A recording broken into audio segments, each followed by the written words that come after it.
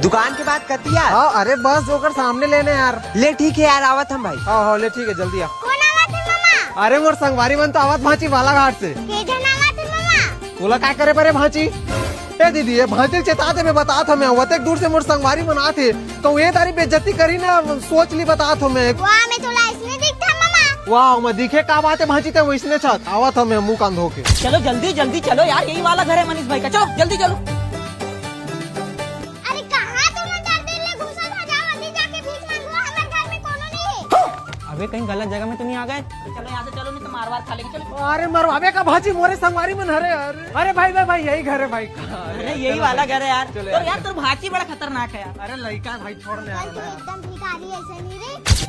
यार मनीष तो बोले रहा यार कि हमारे गांव आवे तो तुला कुकरी साग खवाऊं, तो देखना यार बहुत भूख लगा थे। अरे जरूर भाई सुन तो भांची। खाओगे मामा? अरे जात भाजी बोल बे दीदी ला 5 जनवर कुकरी सब्जी बना बर। बाप दादा मन भाला घाट में भाटा के सब्जी खा के मर गए, इमल ला तेई कुकरी साग। अरे जा ना भांची आओ बेइज्जती करवा था से मेरे। नहीं भाई के जात हो। अरे मनीष भाई मोर पनीर की सब्जी यार। हाँ भाई हाँ भांची 5 जनवर पर मगर होता खोल के रखेंगे, दूसरा दार रखा हुआ।